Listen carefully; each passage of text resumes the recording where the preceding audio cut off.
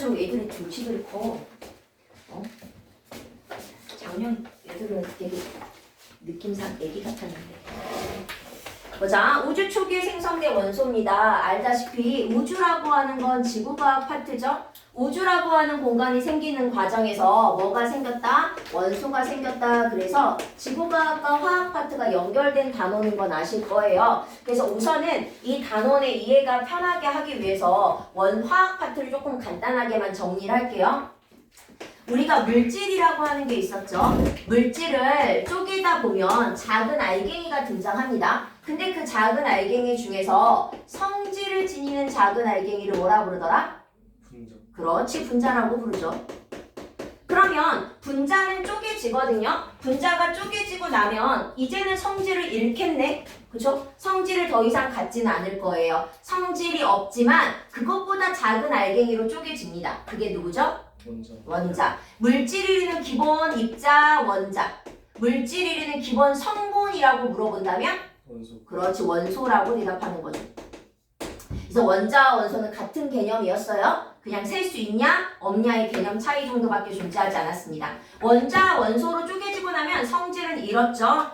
H2O라고 하는 물 분자가 있어. 그럼 이러면 이 H2O를 먹으면 내 몸에 수분이 공급되는 거고, 이 안에 수소라는 원소, 산소라는 원소 두 가지로 이루어져 있고, 원소 기호 뒤에 있는 작은 숫자는 원자의 개수, 수소 원자가 2개, 산소 원자가 하나 있어요 라는 걸 설명하는 값이었잖아요. 그리고 그 원자는 다시 쪼개졌었죠. 원자 모형 보시면 돌턴이라는 사람이 원자를 처음 설명했던 사람이죠. 돌턴이라는 사람은 원자라는 건 더 이상 쪼개지지 않는다고 설명했지만 여러 학자들에 의해서 원자가 쪼개짐이 밝혀졌잖아요. 쪼개지면 가운데 뭐가 있었죠? 핵. 그렇지, 원자 핵이 있었고 그 주변에 누가 있다까지 밝혀진 상황이야? 전자. 그렇지, 전자까지 있다. 이렇게 누가 활발하게 움직이고 있죠? 전자. 그렇지, 전자는 활발하게 움직이죠. 전자는 질량이 어때요? 거예요. 그렇지, 거의 없죠. 질량을 무시해도 돼요. 우리가 중학교 때 이런 거 배웠잖아요. 월드컵 경기장과 같은 원자가 있다면 거기에 놓여있는 축구공 하나가 원자핵의 크기랍니다. 눈 떠야죠. 뒤진다. 아주 그냥 안정감 있게 새끼손가락을 깨물고 원자핵이 있고 이제 주변에 전자가 움직이고 있는 거죠. 현재까지 밝혀진 바로는 전자가 존재하는 정확한 위치까지는 모르죠. 그냥 현재는 전자가 발견되기 쉬운 위치를 확률상 표시만 하고 있죠. 현재 사용하고 있는 원자의 모형은 전자. 그렇죠. 보호가 설명한 전자 구름 모형이죠. 현재 사용하고 있는 건. 특정한 에너지 위치, 에너지 값을 갖는 위치에만 누가 있다? 전자가 있다라고 하는 이론이었잖아요. 오케이, 이 상태로 있다. 근데 이 원자핵은 다시 쪼개어지지요.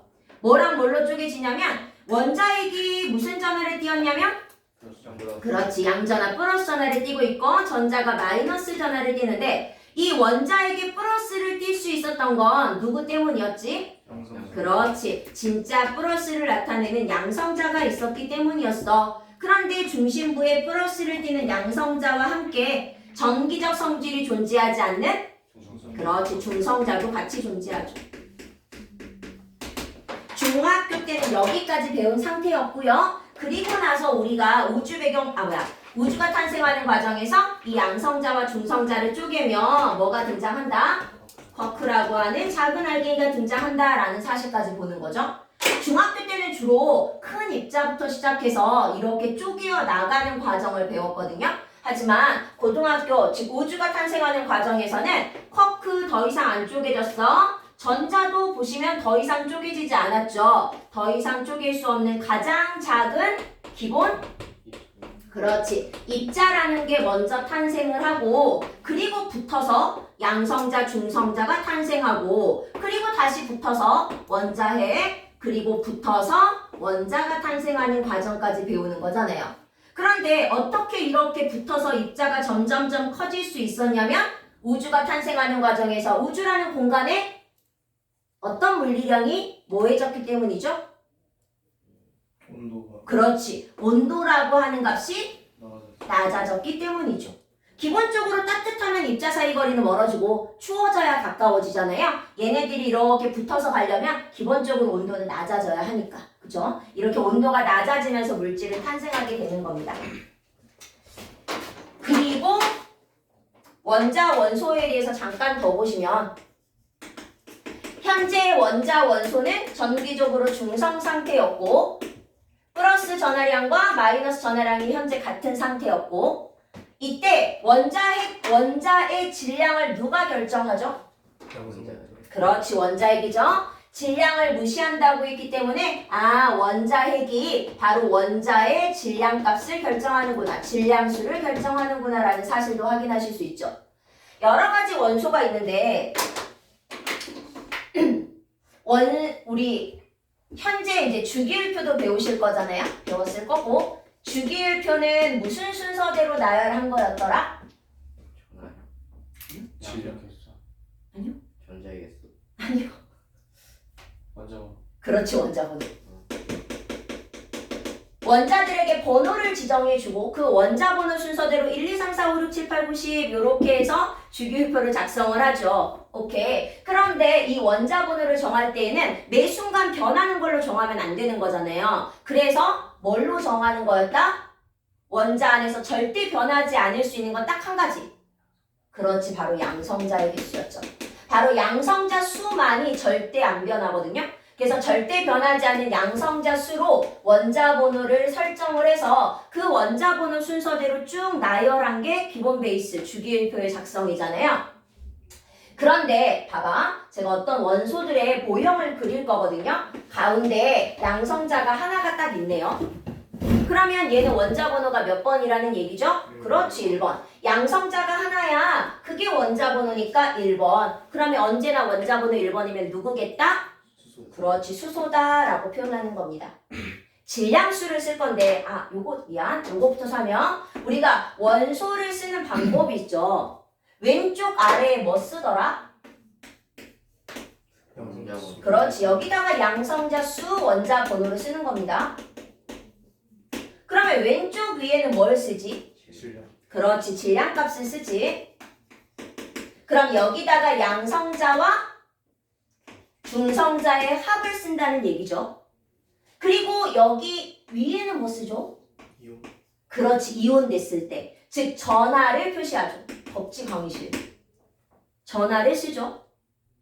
플러스 전한지 마이너스 전한지 1가의 양이온 2가의 양이온 이런 걸 표시하는 거고요. 그럼 여기 자리 뭐 썼니?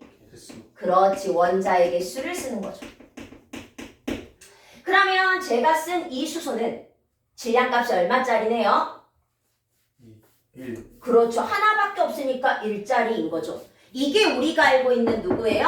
수소죠. 네. 수소 원자예요? 원자핵이에요? 그렇지, 원자핵이죠. 오케이? 수소 원자라고 그리려면 제가 뭐까지 추가해야 되죠? 전자까지. 그렇지, 전자까지 표시하셔야 되겠죠. 주변에 전자 껍질이라는 걸 만들어서 여기에 전자 몇 개 표시하시면 그렇지, 하나 표시하면 그러면 수소 원자가 이렇게 되는 거죠. 다시 제가 양성자 다시 하나를 그렸어요. 그리고 뭐도 그렸냐면 여기에 누구도 중성자도 표시했습니다. 그럼 양성자가 하나니까 이번에도 원자 번호는 몇 번? 1번. 그러니까 누구다? 수소다. 하지만 질량값이 얼마네? 2개. 그쵸? 2짜리죠? 그럼 2라고 쓰는 거죠. 요거 뭐라고 읽죠? 중수. 그렇죠. 중성자를 포함하고 있는 중수소가 되는 거죠. 질문. 전자 몇 개 포함해서 원자 돼요? 그렇지. 하나만 있으면 되죠. 플러스 개수랑 마이너스 개수가 같으면 중성이에요. 플러스가 하나니까 주변에 전자 하나 가지면 중수소라고 하는 원자가 됩니다. 오케이? 그리고 양성자 이번에도 하나, 원자 번호 1번, 그러면 수소겠다 판단. 됐지? 그리고 여기에 중성자가 2개가 있으면 이제는 질량값이 얼마인? 3인. 뭐라고 불러? 그렇지, 삼중수소가 되죠. 원자가 되려면 주변에 전자 몇 개 필요하다고요? 그렇지, 플러스 개수만큼 1개 필요합니다. 오케이? 우리는 같은 종류의 원소잖아. 그래서 양성자 수가 모두 다 하나로 같죠. 하지만 질량값은 보다시피 이렇게 다르네요. 이런 원소의 관계를 뭐라 불러? 동위 원소라 부르죠. 오케이? 동위 원소 개념도 알고 계셔야 돼요. 어차피 별의 진화 과정에서 또 써먹으니까. 용병하네 저 새끼. 귀실래? 야, 첫날 수업할 때 내가 이번 주에 모든 수업할 때 조는 애 너 하나다. 어떻게 생각하니? 너무 더워서. 거짓말 치지 마. 덥기 때문에 졸면 그럼 여름에는 그냥 시체네? 여름에 에어컨을 난방에 틀어서 18도로 있어서. 그러니까 걸어다니면 시체네? 예. 에어컨 살짝 탔으니까 질색이 보여.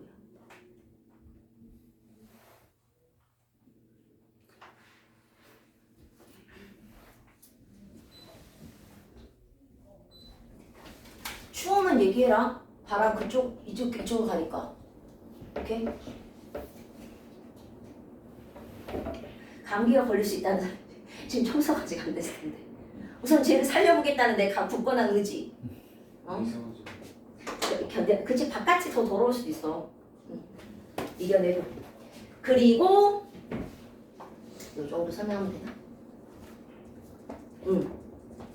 이제 프린트 첫 부분에 나오는 이제 원소에 대해서 이제 정리를 할 건데 우리가 중학교 때 원소를 확인하는 방법을 배웠죠. 알다시피 우리 주변의 원소는 약 110여 가지, 뭐 120여 가지 이렇게 표현하잖아요. 그 중에 금속 원소가 많아, 비금속이 많아? 금속이 훨씬 더 많죠. 우리가 단주기율표의 상에서는 되게 금속이 쬐끔밖에 없어. 20번까지는. 근데 실제 주기율표는 이렇게 돼 있죠. 파란색 칸으로 표현되어 있는 이 모든 게 금속 원소예요. 그러면 우리 주변에는 금속 원소가 제일 많네. 그래서 중학교 때 그 금속 원소를 확인하는 방식을 배웠습니다. 기억해놔. 너네 곧 산모 보잖아.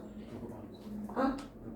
그렇지. 금속 원소를 확인하고자 하는 첫 번째 방식이 제일 쉬운 거. 불꽃 반응 실험을 하죠.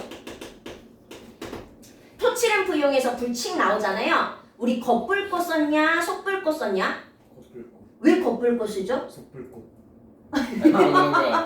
이렇게 마음이 갈등이 지금 겉불꽃 쓴다고 한 건데 겉불꽃을 쓰죠. 왜요? 온도가 높아서. 그렇지. 온도가 높죠. 그럼 여기서 조금 더 나갈까? 왜 온도가 높죠?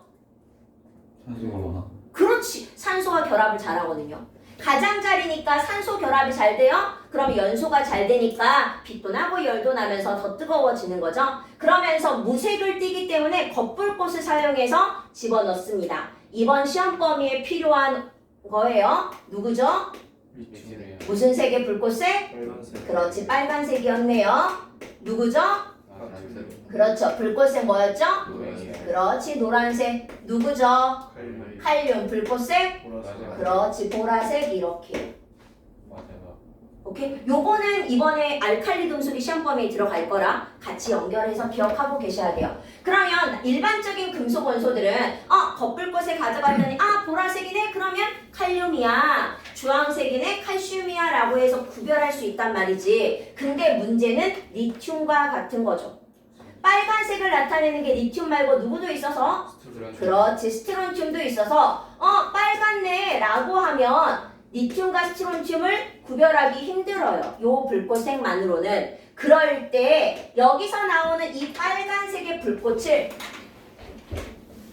뭐 하는 거야? 분광기 또는 프리즘에 통과를 시키는 거죠.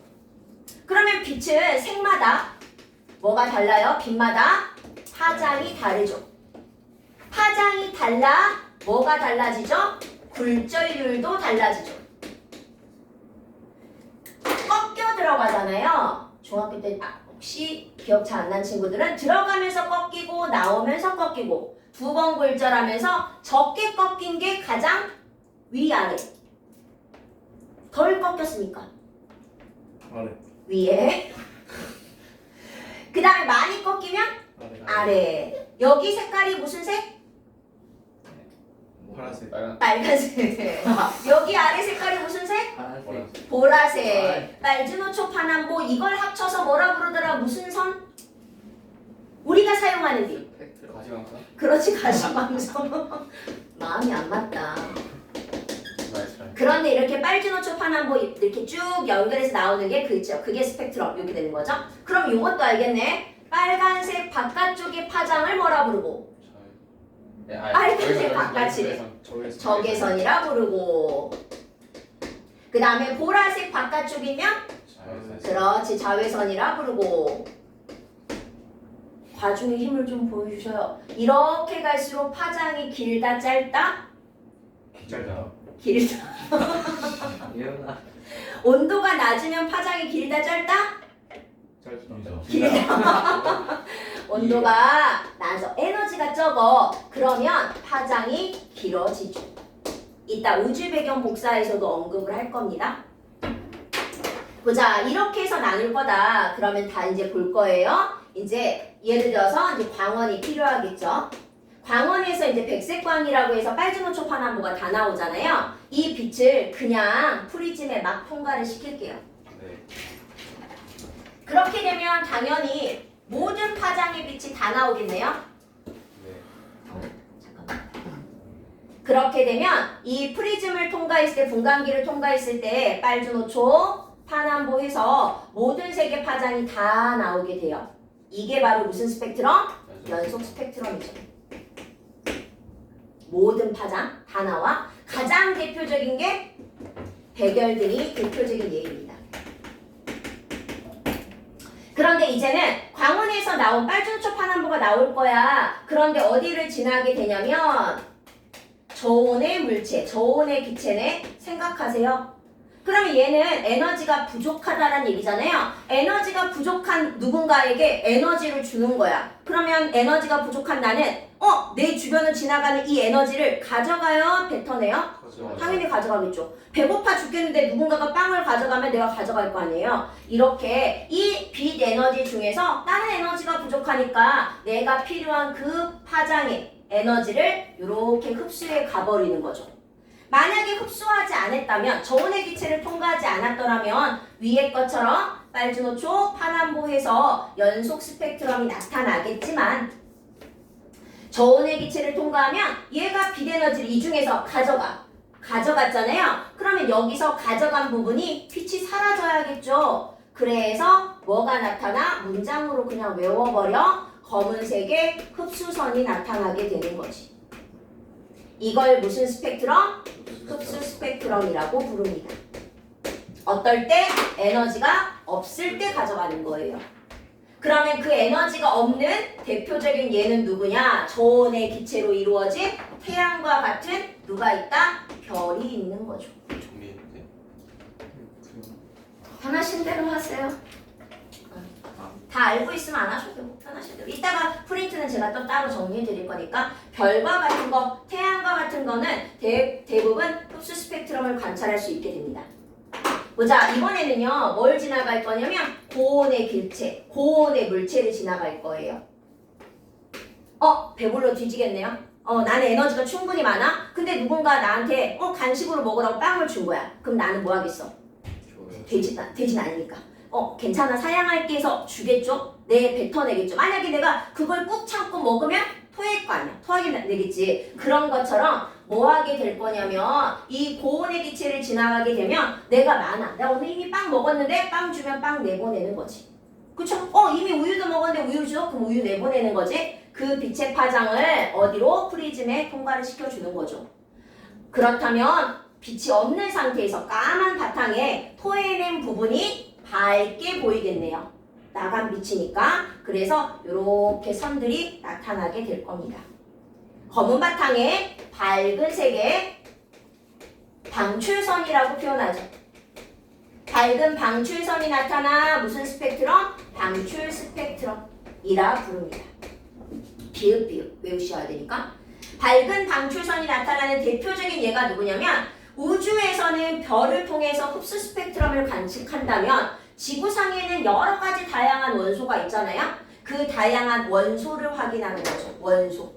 원소를 넣어서 뭐해? 기체 방정관 실험을 하는 거야. 기체 방정관 실험을 통해서 우주에 누구랑 누가 많다? 수소와 헬륨이 많다라는 사실을 밝혀냈잖아요. 그래서 원소는 방출 스펙트럼, 우주에 있는 별은 흡수 스펙트럼 이렇게 확인하실 수 있습니다. 그쵸? 방방방. 비읍비읍비읍 이렇게 외우시면 되죠. 그러면 도대체 흡수 스펙트럼과 방출 스펙트럼 그래 알았어. 그럼 이걸 통해서 어떻게 원소를 판단하냐라고 하는 거죠. 같은 원소라면 언제나 흡수 스펙트럼에서 나타나는 흡수선의 위치와 방출 스펙트럼을 비교했을 때 나타나는 방출선의 위치가 뭐 해야 돼요? 같아야 되죠. 뭐가 같아야 돼? 위치가요. 위치를 통해서 뭐를 찾을 수 있다? 원소의 종류를 찾으실 수 있습니다. 오케이? 그럼 제가 대충 그리긴 했지만 검은 흡수선 위치, 밝은 방출선 위치 대략 네? 일치하죠? 네. 그러면 얘랑 같은 원소야 라고 판단하실 수 있는 거죠. 오케이? 근데 만약 우리 그거 알지? 우리 빅뱅 우주론의 증거는 수소와 헬륨이 있어요. 저 목 딸까? 진짜 미친 거 아니냐? 완전히 보셨어요? 수소와 헬륨이 있다는 사실만 밝혀낸 거 아니잖아요. 수소와 헬륨이 있고 그것의 비율이 3대 1이다. 수소가 우주에 제일 많은데요. 이런 사실도 밝혀냈단 말이야. 그러면 양은 도대체 어떻게 알아? 그렇지, 손에 불. 그냥 비교만 하면 돼. 원래 X가 요만큼 있었대. 근데 그것보다 양이 많아지면 그 위치에서 좀 더 굵은 선들이 관찰될 거라는 얘기예요. 그쵸? 선의 굵기를 통해서 양을, 위치를 통해서 원소의 종류를 확인해. 그래서 우리가 빅뱅 우주론의 증거 하나를 제시하는 거죠. 오케이. 그럼 여기까지 쓸게요. 프린트 보셔요. 요렇게 봐야겠다. 요주의 인물을 향해서. 관심사명이라는 말 아니?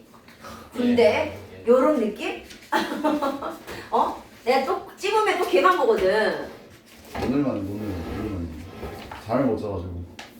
알지? 숙제 안 하는 것도 습관이고 조는 것도 습관이다. 진짜. 조는 애들은 어딜 가나 졸고 숙제 하는 애들은 어느 학원을 가도 안 해. 진짜 이건 오늘 진짜 피곤해서. 오늘은 피곤한 거야? 진짜. 알았어. 보자. 다음 주에는 진짜 말끔한 눈으로 오겠습니다. 너 아까 올 때는 말끔한 것 같았는데. 그것도 약간 피곤해 찌들어진 상태. 되게 안 피곤해 보여. 안 피곤해 보이지? 피곤해 보이는데. 피곤해 보여? 고개를 좀 떼볼래? 시작할게. 빛이 분광기라고 하는 장치를 통과할 때 여러 가지 색의 띠를 나누게 될 거래. 맨 앞에다가 이게 스펙트럼입니다. 그리고 이제 혹시라도 처음 하거나 방학 때 공부했지만 머릿속에 많이 안 남아있는 친구도 분명히 많거든요. 대다수가 그렇긴 해요. 너무 어렵다. 그러면 건너뛰지 말고 항상 그때그때 해결하려고 하셔야 됩니다. 질문을 하든지 어쩌든지 간에. 보자. 밑에 표 채울게요. 그림부터 하기. 요렇게 끊어짐이 없네. 이게 연속 스펙트럼이에요. 거기 줄거볼게요. 백열등 같은 거요. 광원에서 나온 빛은 대부분 연속 스펙트럼입니다. 내려갈게. 중학교 때는 그냥 선 스펙트럼 이렇게 했지만 고등학교 때는 구별을 좀 하시죠? 두 번째 그림 흐리긴 하지만 검은 바탕에 파랗고 노랗고라고 하는 조금 밝게 보이는 선이 있네요. 밝아, 비읍, 요게 방출 스펙트럼이에요. 왜 방출했어? 에너지가 많으니까 적으니까? 당연히 많으니까. 그러니까 무슨 기체? 고온의 기체. 그 기체가 특정한 파장을 방출한다. 검은 바탕에 무슨 색깔에? 밝은 색깔의 방출선이 나타나게 되죠. 이번에는 그림부터 확인 언제나. 검은색 선들이 보이네. 이게 흡수 스펙트럼. 왜 여기 까매? 그만큼 빛을 가져가 버려서 물체가 말이에요. 옆에 왜 빛 에너지를 가져갔겠냐? 걔가 에너지가 많으니까 적으니까? 적으니까 저온의 기체에서 흡수한 다음에 나타나는 거죠. 밑에 칸에 검은색의 흡수선이 나타나. 동그라미 1번. 원소마다 고유한 선 스펙트럼이 나타날 거랍니다. 한 종류의 원소라면 누구랑 누구의 위치는 같다. 흡수선과 방출선의 위치는 같을 거다. 이렇게 위치가 같이 나타나니까 결국 동그라미 2번. 우주에서 오는 빛의 스펙트럼을 분석하면 우주를 구성하는 원소가 누구겠다라는 것도 판단할 수 있다. 내려갈게. 우리는 제가 이제 분자부터 시작해서 언급을 했지만 알다시피 여기 단원에서는 분자가 중요한 건 아니죠. 뭐부터 보시면 돼요? 원자부터 보시면 돼요. 쓸게요. 1번 원자는 물질은 원자, 원소로 이루어져 있고 원자로 이루어져 있고 그 원자 1번은 다시 중심의 2번 원자핵과 그 주변을 도는 3번 전자가 있네요. 다시 2번 원자핵은 말이야. 순서 상관없어요. 누구랑 누구? 양성자, 중성자로 이루어져 있죠.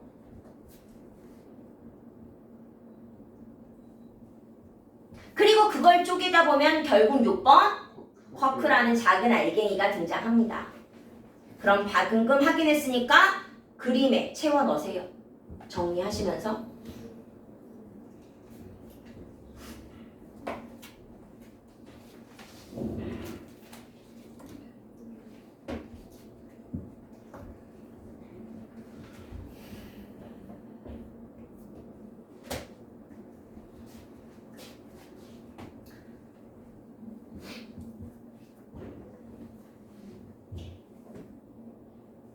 문제 푸실 때 뭐 1, 2, 3, 4, 5까지 못 채우는 친구는 없을 건데 6번 같은 경우는 위치 좀 잘 보셔야 돼요. 지금은 하얀색, 빨간색 큰 구슬 안에 하얀색 쬐깐한 구슬을 설명했기 때문에 6번이 쿼크지만 만약에 문제 풀 때 이 화살표가 조금이라도 덜 갔더라면 이거는 양성자나 중성자가 될 거 아니에요? 지금 무슨 말이냐면 문제를 꼭 꼼꼼하게 잘 판단하셔야 되는 얘기예요. 이론을 기본 이론을 몰라가지고 시험 못 보는 고등학생은 진짜 드뭅니다. 그죠? 누가 안 낚이냐의 차이예요. 누가 응용력이 좋냐, 그죠? 문해력이 좋냐 이거 차이거든요. 보자. 그러면 이제부터 기본적인 내용을 봤으니까 지금 빅뱅 우주로 들어갈 거예요. 중간에 15분 정도 쉴 거니까 좀 참아봐. 그리고 여러 명 너무 못 견디겠다 그럼 얘기하세요. 좀 미리 쉬어도 되고. 보자. 우리가 중학교 3학년 때 누구까지 배운 상황이냐면 허블까지 배운 상황이죠. 허블이라는 사람이 뭘 주장했죠? 우주 팽창설을 주장한 상황이었죠. 허블이라는 사람의 우주 팽창설을 이해하기 편하려고 우리 중학교 때 요거 풍선에다가 별딱지 붙였던 거 기억하십니까? 여기서 질문. 풍선이 뭐였죠? 그렇지. 뭘 의미해? 우주를 의미하죠? 그러면 별딱지 뭘 의미해? 별이야, 은하야? 은하를 의미합니다. 별 아니야. 은하들을 의미하죠. 그리고 나서 뭐 하는 거야? 여기다 공기를 후 불어넣어서 공간이 커졌더니 별딱지가 움직인 게 아니죠. 별딱지가 움직이지 않아도 공간이 커지면 결국 별딱지 사이 거리가 뭐해져? 멀어져. 이걸 통해 설명한 거잖아요.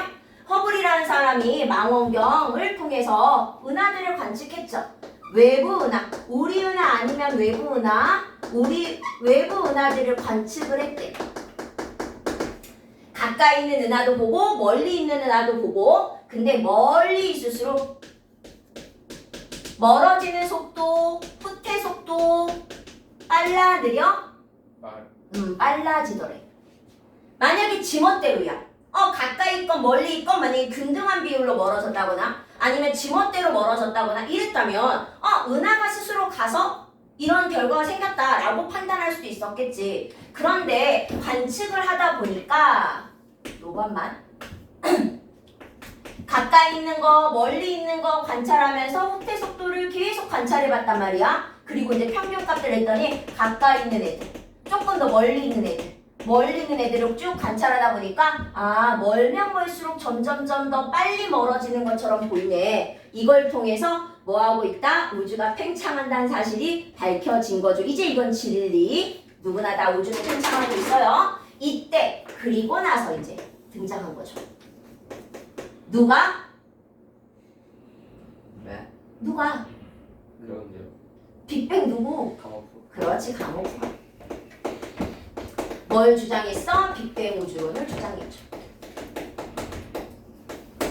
우주라는 공간이 당연히 커져야죠. 누가 말했으니까. 허블이 그랬잖아. 우주라는 공간은 커지게 돼 있다. 그리고 이 안에 뭐가 있어? 은하들이 있었지. 근데 가모프는 이렇게 얘기했어요. 공간 커지지 당연해. 그런데 은하가 커지는 과정에서 은하가 새롭게 생기거나 하는 건 아니야. 그 수가 큰 변화가 없어. 그럼 여기서 생각해. 너 옷 입지 마. 꼴보기 싫어 죽겠네 저거. 네 졸까봐 에어컨 틀어놨는데 네가 춥다고 옷을 입으면 따뜻하게 자겠다는 얘기야? 아니요. 잠 깼습니다. 아 그래? 저 방금 1초 전까지도 졸렸는데. 잠 깼어요. 나 진짜 제일 알 수가 없네. 공간이 커졌죠? 부피가 커졌어요.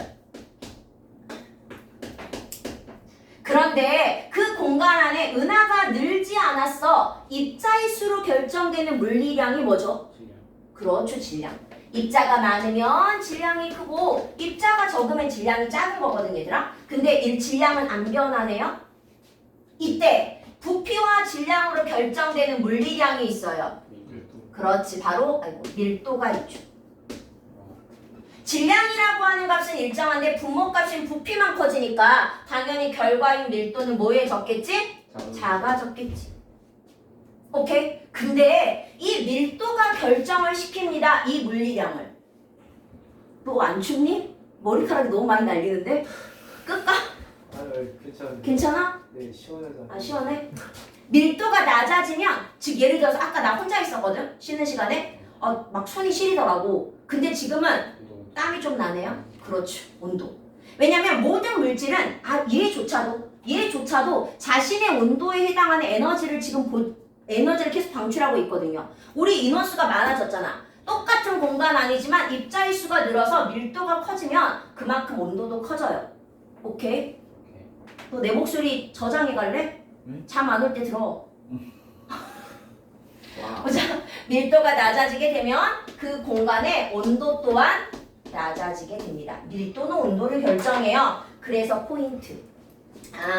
우주라는 공간이 커지고 그러면서 온도가 낮아져. 그러니까 아까 말했잖아. 쿼크부터 시작해서 양성자에서 원자의 원자까지 탄생할 수 있었던 거지. 여기까지 됐니? 근데 가모프. 내가 문제구나. 내가 문제야. 가모프는 그냥 내 말이 맞아 이렇게 한 사람이 아니잖아요. 자신의 이론이 맞다라고 하는 증거를 제시합니다. 외워야죠. 첫 번째 증거가 누구냐면 최초의 빛. 이름? 그렇지. 우주 배경 복사라고 부르는 아주 미세한 낮은 온도의 빛이 보일 거예요 라고 얘기한 거죠. 그때는 즉 당연히 온도가 높지만 우주가 팽창하면서 온도가 낮아질 테고 우리가 관측할 때쯤 되면 1의 자릿수의 온도가 될 거다. 지금 현재 몇 켈빈? 그렇지. 시작은 몇 켈빈? 3000켈빈. 3000켈빈에서 시작한 빛이 현대까지 오면 한 3 정도 될 거야. 그죠? 1의 자리까지 떨어질 거야 라고 설명을 한 거죠. 이런 빛을 볼 거다라고 예측했습니다. 그리고 두 번째. 뭘 주장했냐면 그 과정에서 원소가 생길 거야. 수소랑 헬륨이라는 원소가 말이지. 그것의 개수 아니고요. 질량비가 잘 읽고 풀어야 돼 항상. 질량비가 약 3대 1이 될 거야 라고 예측. 우리 지금 이거 배울 거잖아. 어떻게 예측했는지 그 과정을 배울 거예요. 그런데 왜 우리가 이걸 인정하냐면 가모프가 얘기했던 우주 배경 복사라는 아주 낮은 온도의 빛을 뭐해? 관측한 거지. 우주에서 수소 헬륨이 있다라고 하는 사실을 뭐 한 거야? 관측한 거야. 그러면 예측한 게 관측됐으니까 당연히 인정할 수밖에 없는 거 아니니? 맞아요. 그렇죠. 그렇게 해서 지금은 빅뱅 우주론을 받아들입니다. 질문. 문제에서 빅뱅 우주론의 증거를 고르세요. 기억, 우주가 팽창한다. 맞아요? 틀려요? 틀리죠. 고르시면 안 됩니다. 그건 가모프가 얘기한 게 아니잖아요. 오케이, 이런 것만 주의하시면 돼요. 우주 배경 복사는 위성을 통해 관측하고요. 그 다음에 수소 헬륨은 뭘로 관측한다고요? 스펙트럼. 그렇지, 스펙트럼을 통해 관측하죠. 관심 학생. 아니 여자친구 보듯이 턱을 개고 칠판을 쳐다보면 졸리겠지. 편안할 텐데, 그치? 스펙트럼을 관측하게 됩니다.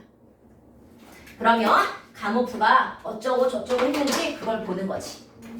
시작하자. 다 외워야 돼. 지금 현재 칠판에 쓴 거. 언제 시작했어? 약 138억 년 전에. 한 지점에 모든 물질이 막 뭉쳐 있었대. 생각하세요. 뭉쳐 있었대. 초, 고 뭉쳐 있었대. 그렇지, 밀도. 밀도가 높으니까 초. 그렇지, 온도 높겠죠. 초고온. 이해? 밀도가 온도랬으니까 초고밀도, 초고온이었고 입자들이 막 활발하게 움직이니까 압력 또한 컸을 거예요. 그래서 뭐가 일어났다? 빅뱅, 폭발이 일어났다. 폭발은 당연히 사방으로 일어나겠죠? 칠판은 단면으로 그리지만 사방으로 이렇게 퍼져나갔을 거다.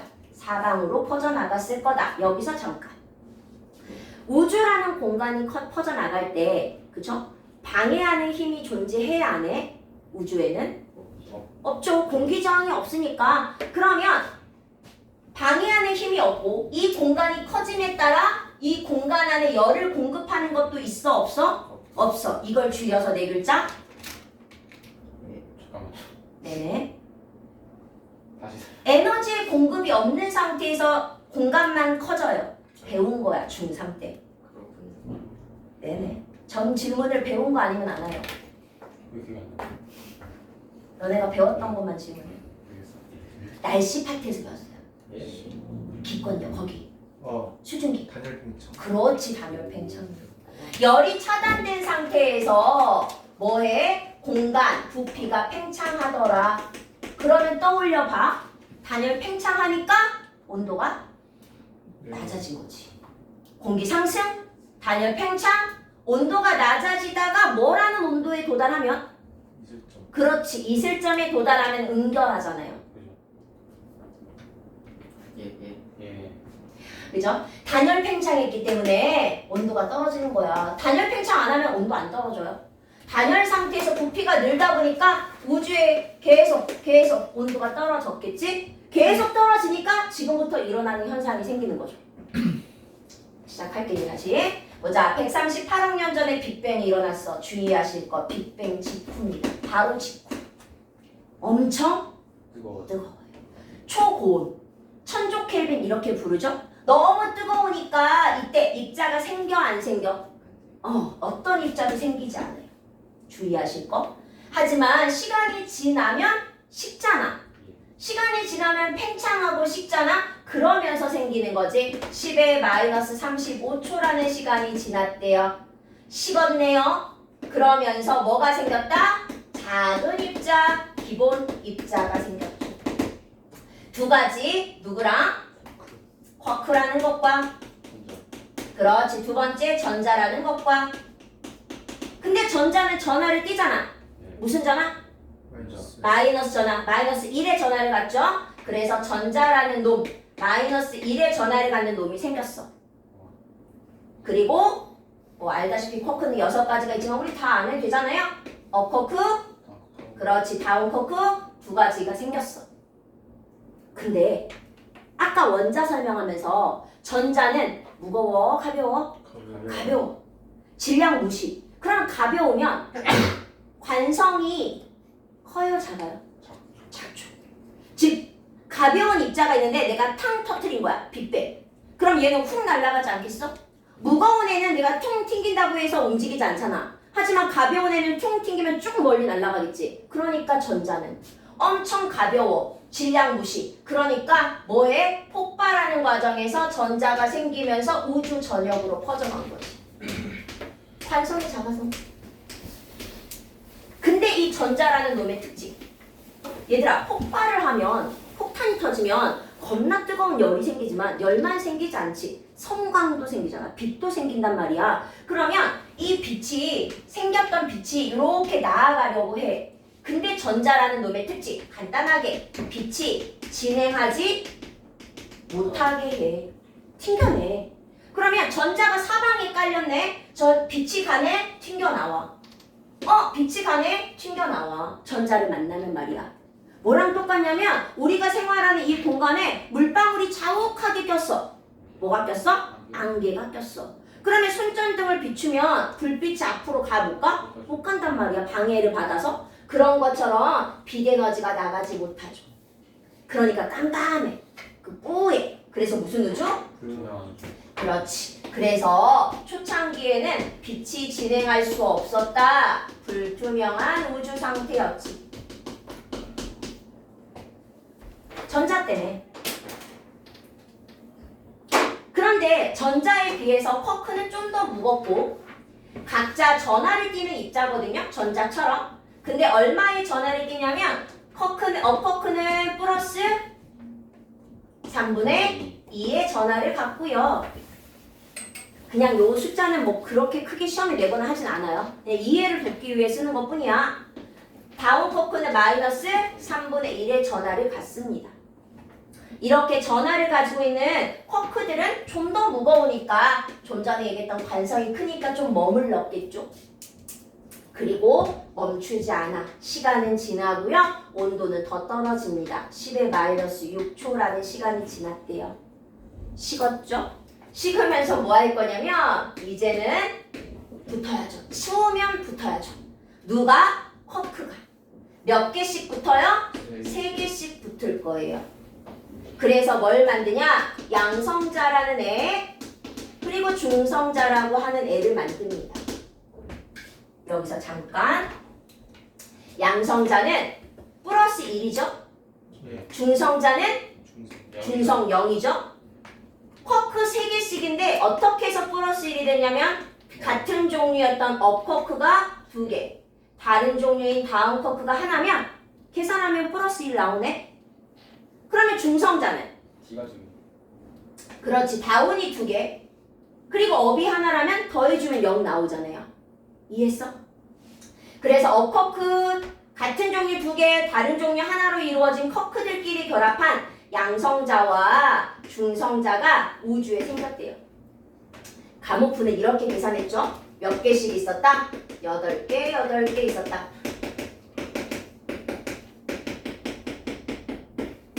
여덟 개라는 게 중요한 게 아니라 생성 초기에 양성자 대 중성자가 몇 대 몇이었다는 게 중요한 거야? 그렇지. 1대 1이었다는 사실이 중요한 거야. 같은 비율. 비슷한 비율로 양성자, 중성자가 있었어. 오케이? 이때만 해도 100억 켈빈 이상. 엄청 에너지가 많아. 에너지가 많으니까 어떤 상황이었냐면 양성자, 중성자, 중성자, 양성자 이렇게 변환이 활발했대. 에너지 출입이 굉장히 잘 일어날 수 있는 상황이었거든요. 여기서 잠깐 양성자가 중성자가 되기도 하고 중성자가 양성자가 되기도 하는데 누가 살짝 무거워? 중성자가 살짝 무거워. 무거울 중 떠올리면 돼. 중성자가 살짝 무거워? 무거워지려면 에너지를 흡수해야 돼? 방출해야 돼? 흡수해야지. 그쵸? 그래야 돼. 내가 많이 먹어야지 내가 더 뚱뚱해질 거 아니야? 그래서 양성자가 중성자가 될 때는 에너지를 뭐하고? 흡수하고. 중성자가 양성자가 되는 건 가벼워지는 거니까 에너지를 방출하고. 초반만 해도 이게 되게 활발하게 잘 일어났다네. 그런데 우주는 계속 뭐하고 있어? 식어. 그렇지. 팽창하고 식어가잖아. 시간이 지나는 동안 계속 똑같은 속도로 진행되지는 않아요. 왜냐하면 우주는 식으니까. 에너지가 적어지니까. 그럼 생각해. 애초에 에너지가 부족해지는 이 공간 안에 에너지를 필요로 하는 상황과 에너지가 불필요한 상황 중에 누가 더 쉽겠니? 흡수가 쉽겠니? 방출이 좀 더 쉽겠니? 그렇지. 흡수할 에너지가 없단 말이야, 우주에는. 그래서 에너지를 흡수해서 만들어지는 중성자로의 변화 속도보다 에너지를 방출하면서 일어나는 양성자의 변화 속도가 빨라지게 된 거지. 그러면 결국 원래는 비율이 같았지만 이렇게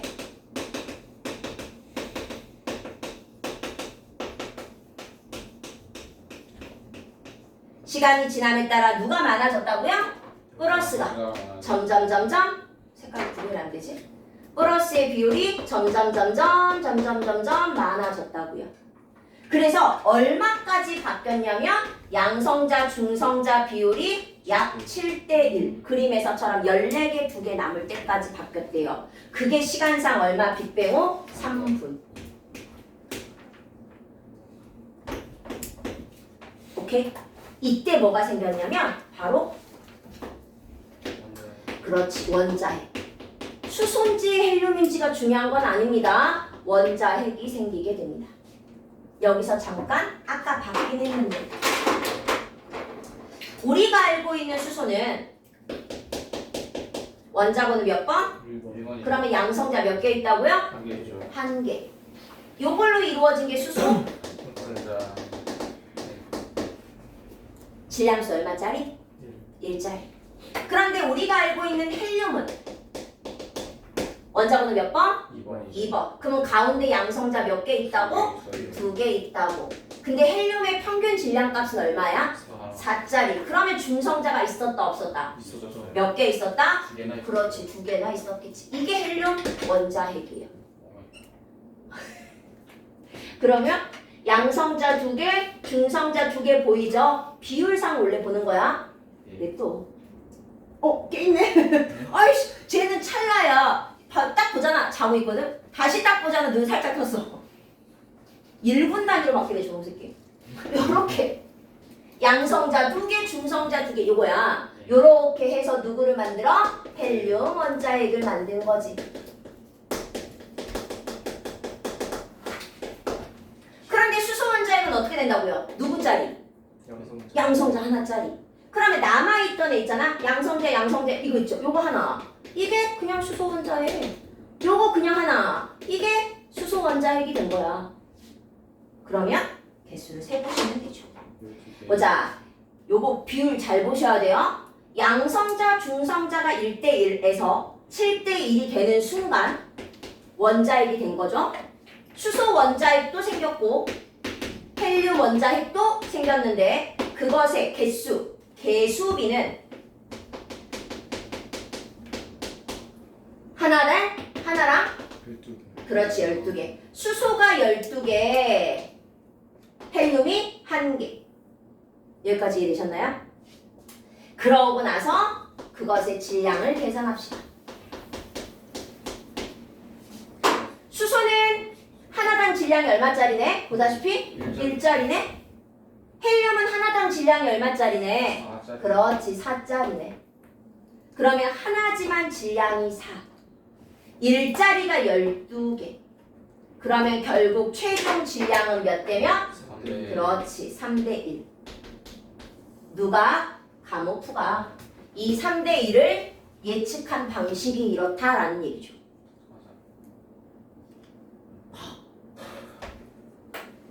선생님 뭐야? 눈이 너무 따가운데. 꺼줄까? 3대1 요렇게 얘기한 거야. 근데 우주는 지금 10억 켈빈까지 온도가 떨어졌어. 시작은 1000조였다가 이제는 10억이면 굉장히 많이 식은 상태죠. 에너지가 많이 부족한 이 상태에서 뭐가 일어나냐? 시간은 더 지나간단 말이야. 온도는 더 뚝뚝뚝 떨어집니다. 그래서 시간이 얼마나 지났냐면 38만 년. 온도가 얼마까지 떨어지냐면 여기 되게 중요하죠. 이건 다 외우셔야 돼요. 시간이 지나서 38만 년, 온도는 3000켈빈까지 떨어졌답니다. 이때 우주에 퍼져 있던 게 누구였어? 전자. 전자는 이제 힘을 잃었어요. 우주에 에너지가 없으니까. 그러면 가운데 원자핵을 기준으로 해서 힘할태기를 잃은, 에너지를 잃은 전자가 끌어당겨질 수밖에 없죠. 인력에 의해서. 그래서 전자들이 여기에 끌어당겨집니다. 그래서 중성의 누가? 그렇지. 중성 상태의 원자가 생기는 거죠. 아까 했던 겁니다. 다시 한번. 수소 원자핵이 생기고 나서 여기를 기준으로 해서 수소 원자핵에는 전자가 몇 개 붙겠네? 그렇지. 얘는 전자 하나. 여기도 전자 하나. 헬륨은 전자 몇 개 붙는다고요? 2개. 그렇지. 2개 붙겠죠. 그러면서 이제는 원자가 되는 거예요. 다시 말하면 원자가 됐다라는 말은 누가 사라졌다입니다. 그렇지. 우주의 전자가 사라졌다입니다. 누구의 방해가 사라졌다? 빛의 진행을 방해하는 게 사라졌다. 그럼 이제 나가야죠. 그 전에는 갇혀 있었어요. 없어진 게 아니라 안에서만 막 왔다 갔다 하고 있었단 말이야. 근데 이제 방해가 없으니까 이제부터 빛이 나아가기 시작합니다. 빛이 나아가기 시작할 거예요. 이때 나아가기 시작한 이 빛을 이름을 붙였다. 누구?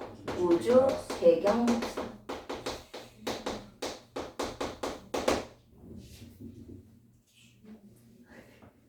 쉴게. 아니. 네. 그렇게 눈치를 주고 있어. 아니 그러면 시간이 지나면 온도는 더 떨어지겠지. 그래서 현재 약 3켈빈, 2.7켈빈 정도 되는 온도로 관측하게 될 거야 라고 설명한 거죠. 여기서 질문 하나 생각해봐. 여기 있었잖아, 꿈틀이. 여기도 꿈틀이가 있죠. 얘랑 같은 거긴 하잖아요. 그쵸? 갇혀있던 빛이 나가니까. 그럼 얘도 우주 배경 복사. 맞아요? 들려요? 틀리죠. 안 되죠? 내가 태어나기 전에 엄마 뱃속에 있었겠죠. 내가 태어났어. 내가 이름이 김숙현입니다. 얘를 숙현이라고 불렀나요? 뱃속에 있을 때? 아니죠. 그때는 쑥쑥이 이쁜이 이렇게 불렀겠죠? 이쁜이까지 아닌가? 틴틴이 이렇게 불렀을 거예요. 그러다가 태어나고 나니까 김숙현이라고 부른 거 말이죠. 그 전에는 김숙현이라고 안 불렀단 말이죠.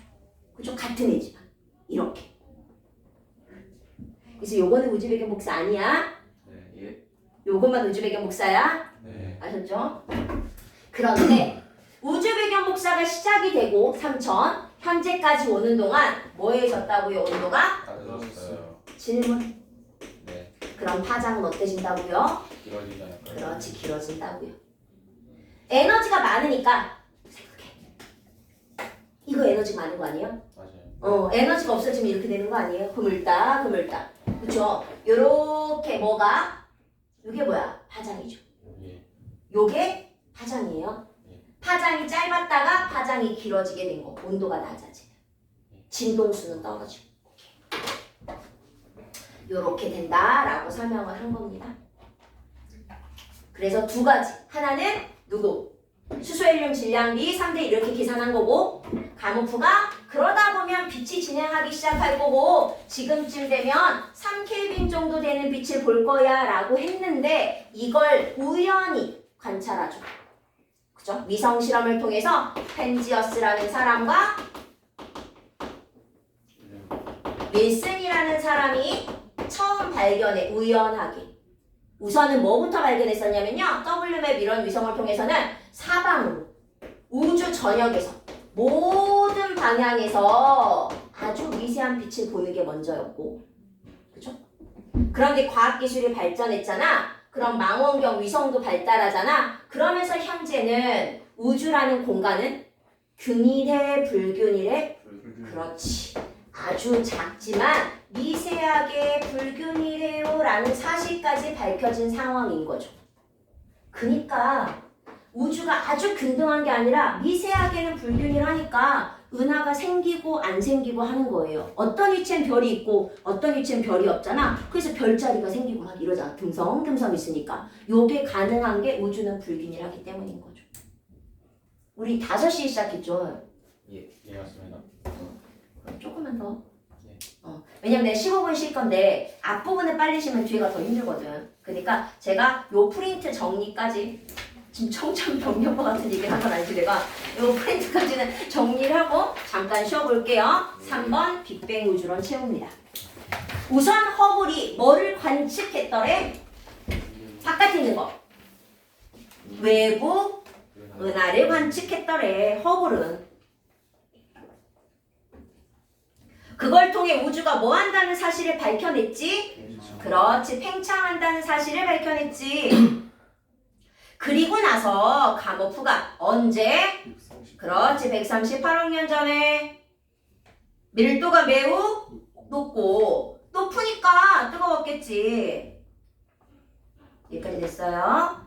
그리고 폭발이 일어났고 폭발 때문에 팽창을 했대. 팽창하다 보니까 온도와 밀도가 높아 낮아지고 있다. 무슨 이론? 빅뱅 우주. 옆에 그림 볼 거거든요. 동그라미라고 하는 우주라는 공간이 부피가 팽창함을 그려놓고 아래에서부터 올라갈게요. 그 5개 유지됐네. 질량은 뭐해?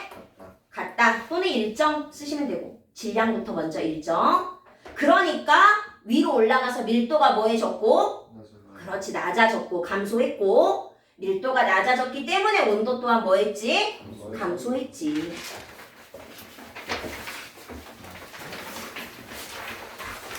그림으로 한번 확인. 빅뱅 138억 년 전에 그러면서 후 퍼져나가는 거고 쿼크 전자, 양중, 원자핵, 원자까지 말이죠. 그러면 맨 첫 번째 칸에 누구? 기본 입자 쓰시고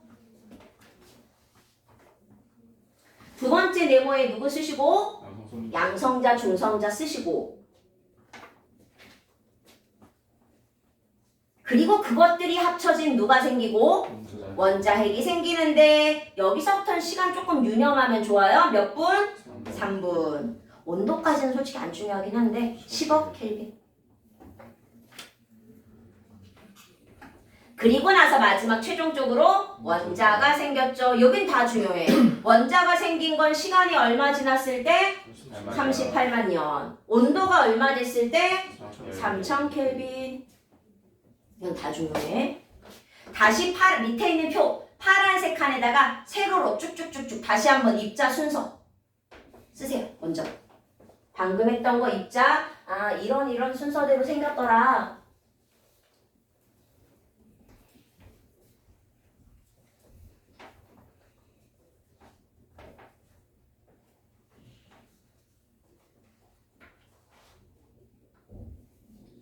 세로 쭉 다 적으셨죠? 먼저 기본 입자, 그리고 양성자, 중성자였고, 그리고 원자핵, 그리고 마지막에 원자. 좀 더 자세하게 보자. 기본 입자부터. 다시. 언제? 빅뱅 시기? 138. 외웠지 이제? 138억 년 전에 대폭발로 우주가 탄생했고 팽창했고 기본 입자 두 가지 쿼크와 전자가 생겼대. 그리고 나서 이제 양성자, 중성자잖아. 그림 한번 확인. 양성자, 중성자 그림 봤지? 쿼크들이네. 그러면 써볼게요. 같은 종류 몇 개랑? 두 개랑. 다른 종류 몇 개가? 한 개의. 누가 결합해서? 쿼크가 결합해서 말이지. 양성자, 중성자라는 걸 초기에는 몇 대 몇으로 만들었어? 1대 1로. 내가 왜 중요하다고 하냐면 문제풀이 할 때 지금 보다시피 비율이 1대1, 7대1, 12대1, 3대1 4개가 나오잖아요. 요거 막 섞어서 내요. 문제 풀 때. 그러니까 정확하게 하셔야 돼요. 빨간색으로 설명한 게 양성자, 중성자고 주황색 요렇게 설명한 게 수소와 헬륨에 대한 설명이에요. 그렇죠? 보자. 빅뱅 후 이제는 3분이 지나서 옆에 읽어봤더니 양성자, 중성자 같이 나오니까 무슨 원자핵에 대한 설명이겠다? 그렇지. 헬륨 원자핵에 대한 설명이겠지. 앞에 채우자. 양성자 몇 개랑? 2개랑. 중성자 몇 개가? 2개가 결합한 헬륨 원자핵. 헬륨 원자핵이 되면서 수소 원자핵도 생겼대. 그것의 최종 질량비 몇 대며? 3대 1. 그림 봐봐. 헬륨이 생성되기 직전. 거기 밑에다 적어봐. 연두색 써있는 거 밑에다가 양성자 대 중성자라고 쓰세요. 여기다가 적으란 얘기야. 헬륨이 생성되기 전 여기 바로 밑에다가 그림 왼쪽 편에다가 양성자 대 중성자는 몇 대 몇이 된 상황이에요 현재? 1대1 7대1 7대 1이 된 상황이에요. 그림처럼 14개 2개 7대 1이 된 상황이에요. 됐니? 예. 그리고 나서 내려가. 헬륨이 생겼답니다. 거기다 적을게요. 개수비 몇 대면? 12대1 누가?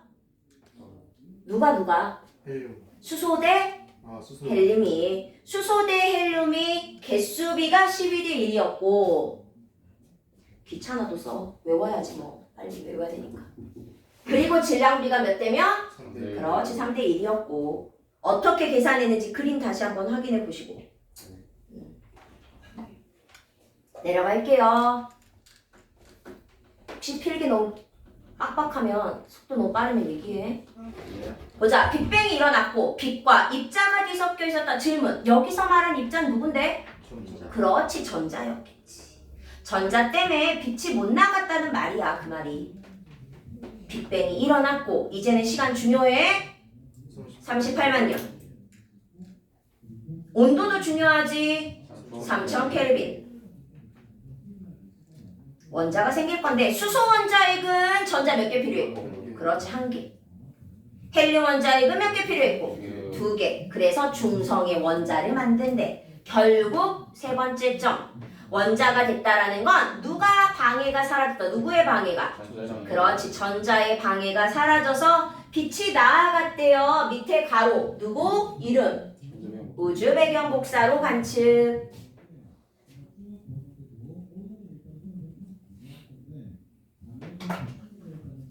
그림 한번 하긴. 빅뱅이 일어났는데 뿌옇다가 우주 배경 복사 그리고 계속 팽창 요런 과정을 거기 그림처럼 위성을 통해 관측했단 얘기야. 그리고 그 이후에도 우주는 계속 뭐하고 있다? 팽창하고 있다. 다음 페이지.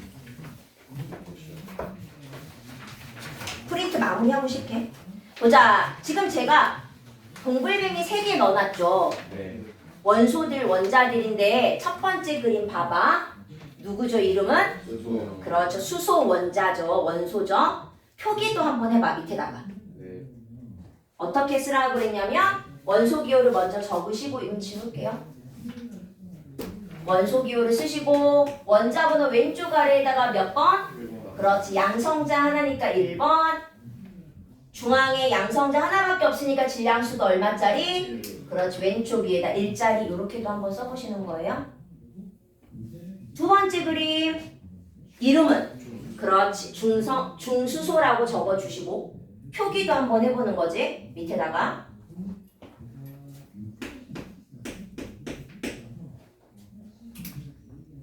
그리고 세 번째가 누구? 삼중수소. 그리고 표기도 해보는 거지.